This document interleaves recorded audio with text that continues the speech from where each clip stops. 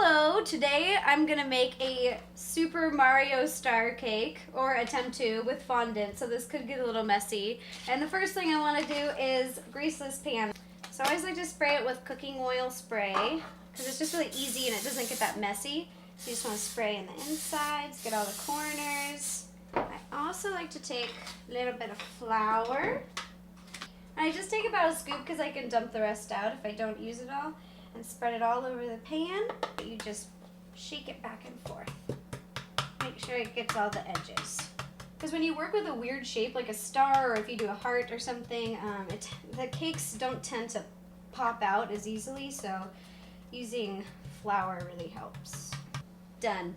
Next part, cake mix. I'm just doing something really easy. These are like $1 cakes from the store because I'm more focusing on decorating the cake versus a homemade, made from scratch masterpiece. So we dump all that in there. And then you add 3 eggs. First egg. And try not to get any shells in there. Someone may have gotten a shell in there one time. I don't know who that was though. Second egg.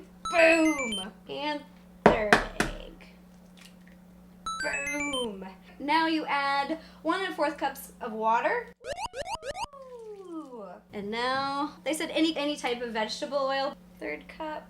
Come on.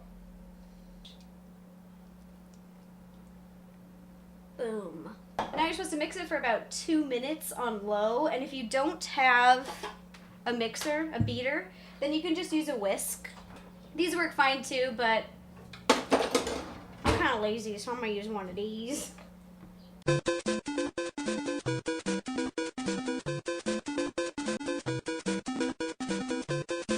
Alright, now we're going to pour all this yummy cake batter in this pan. And when you pour it, try to displace it evenly, because when it's a weird shape like this, you don't want it to rise in the oven, getting really uneven. I've done that before. Yeah. Get in there. We're gonna stick this fancy star cake in the oven.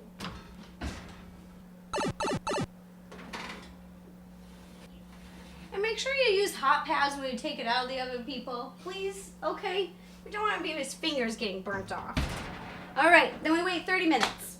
Ta-da! Cake's all done. So after you remove your cake from the oven and you let it cool for as long as it needs, you don't want to frost your cake until it's completely cool. Otherwise the frosting will melt and it get really, really weird. And when you work with fondant, we're going to put the fondant over the creamy frosting, so you just want to make sure that everything goes really even before you put the fondant on. And what I did, I had a little help from my friend Dodger. We cut this out of cardboard. It's kind of like a cake plate to match. I don't know if you can see this, but it just fits perfectly to the cake.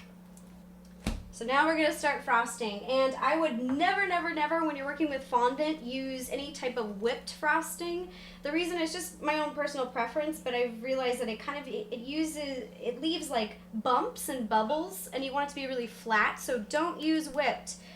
Use anything really creamy, rich, or any kind of cream cheese frosting. That should be fine. And this is the part that takes a while, so just frost away and try to make it as even as possible.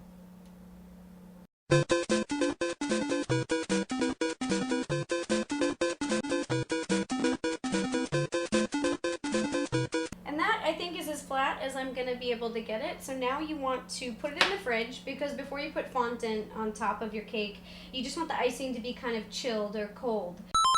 While my cake is getting nice and cold, while the icing's getting cold, it's going to take about a half hour, so I'm going to play some Super Mario World. Oh yeah! It's my best friend! And he's hungry! Oh no!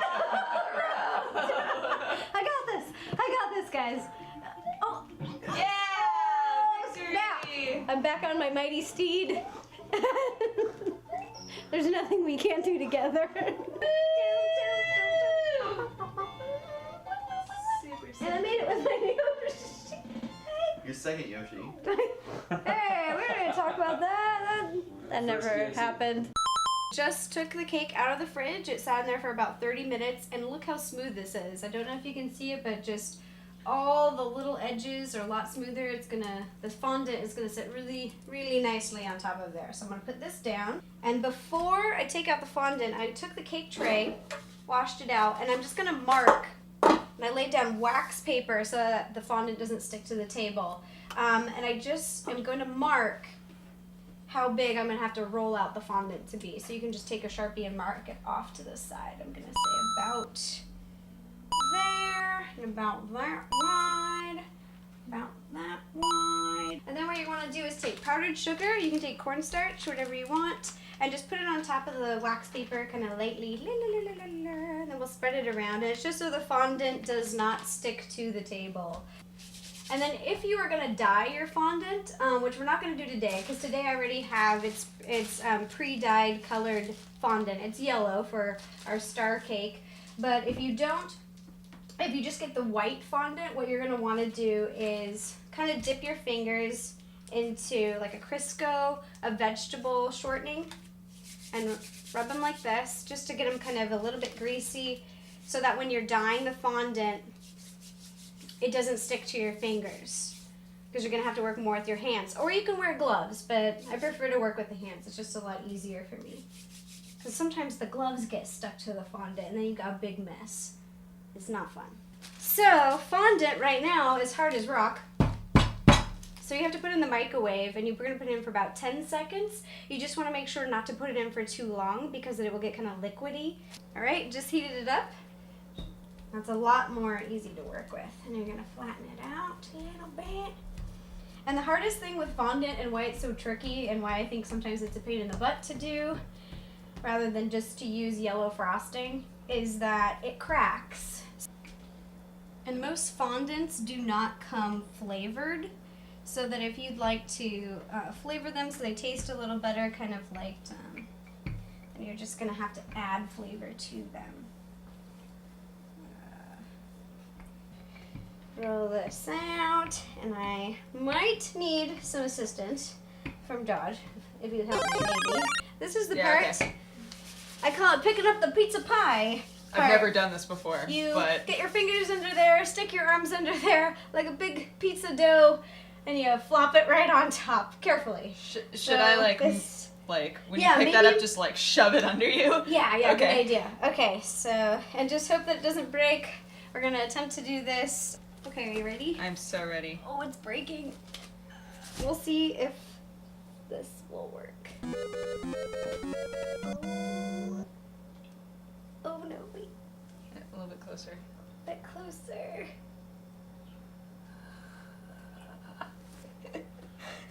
So the fondant definitely broke on this one. But that is okay. You're just gonna cut along here.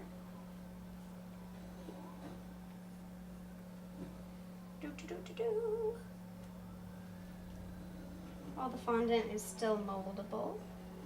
And then I'm gonna fill in the little gaps. I'm gonna take this, I'm gonna fill in these gaps. Okay.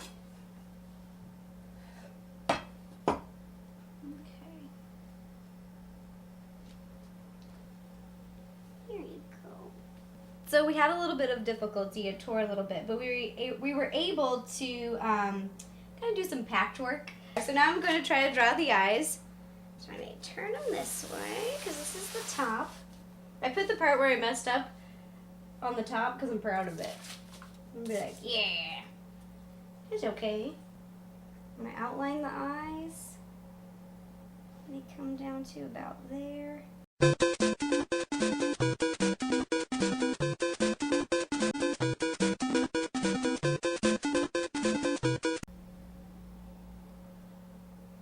Aww. He's a little bit special. He kind of has like a Finding Nemo, like a little fin. but he's so cute. You can't help but love him. Now it's going to be hard for me to want to eat this. Perfect. Now I'm going to make the eyeballs. But you just open this up. And then I don't have any fancy icing holders or anything. So what I do is I just take a plastic bag, like a plastic Ziploc bag. And then you scoop your white frosting in here. a nice big scoop of that. Put it in there. It's a little bit messy. That's okay because it's yummy. And you push it down to the corner, like so.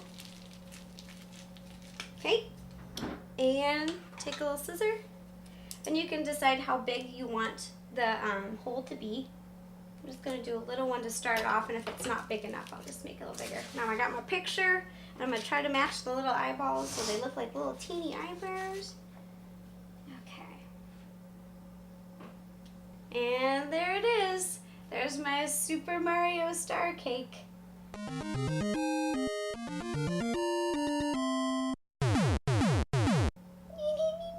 I hope you guys enjoyed this. Let me know if there's any other cakes that you would like to see me bake. I have so many in my brain right now that I can't really pick one. So let me know. Leave me a comment. Let me know what nerdy baking yumminess you would like me to make for you.